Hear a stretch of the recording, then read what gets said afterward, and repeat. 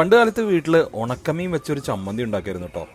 ഇതുണ്ടെങ്കിൽ ചോറിനോടൊപ്പം വേറെ ഒന്നും വേണ്ട കേട്ടോ, അത്രയ്ക്കധികം ടേസ്റ്റാണ് ഈ ഒരു ചമ്മന്തി. അപ്പോൾ ഇതെങ്ങനെ നമുക്ക് വളരെ എളുപ്പമായിട്ട് ഉണ്ടാക്കാൻ നോക്കാം. നമ്മളിവിടെ ഇത് മാന്തൾ വെച്ചിട്ടാണ് കേട്ടോ ചെയ്യുന്നത്. അപ്പോൾ ആദ്യം തന്നെ ചട്ടിയിലോട്ട് കുറച്ച് വെളിച്ചെണ്ണ ഒഴിച്ചെടുത്തിട്ട് നമ്മൾ ഉണക്കമീൻ ഇട്ട് കൊടുക്കുക. അതായത് ഉണക്ക മാന്തളാണ് കേട്ടോ നമ്മളിവിടെ ഇട്ട് കൊടുക്കുന്നത്. എന്നിട്ട് അതിൻ്റെ രണ്ട് സൈഡ് നമുക്കൊന്ന് മറച്ചിട്ടൊന്ന് വേവിച്ചെടുക്കണം കേട്ടോ. അതിൻ്റെ സൈഡ് നല്ലപോലെ ഒന്ന് വേവണം.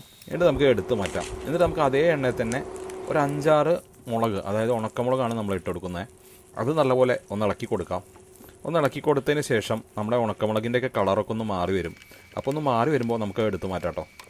എന്നിട്ട് അതേ എണ്ണയിലോട്ട് തന്നെ അടുത്ത് നമ്മൾ ചേർക്കുന്നത് ചെറിയുള്ളിയാണ്.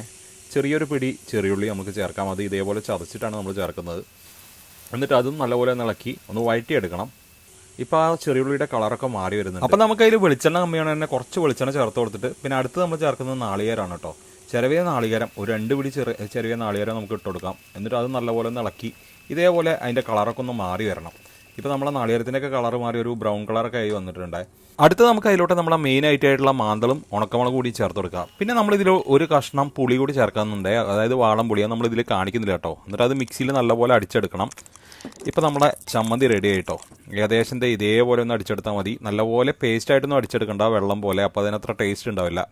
ഇനി ഇത് നല്ല ചോറിൻ്റെ മുകളിലോട്ട് ഇങ്ങനെ വെക്കാട്ടാ. എന്നിട്ട് അതൊന്നൊരു പൊട്ട് ഇങ്ങനെ എടുത്തിട്ട് നമ്മൾ ആ ചോറിലോട്ട് ഇങ്ങനെ മിക്സ് ചെയ്യണേ. മിക്സിട്ട് അങ്ങനെ കുഴച്ചിട്ട് കഴിച്ചാണ്ടല്ലോ, വേറെ ലെവലാണ് കേട്ടോ. അപ്പോൾ എല്ലാവരും ഇതൊന്ന് ട്രൈ ചെയ്ത് നോക്കുക. ഒരു മസ്റ്റ് ട്രൈ ആയിട്ടാണ് കേട്ടോ.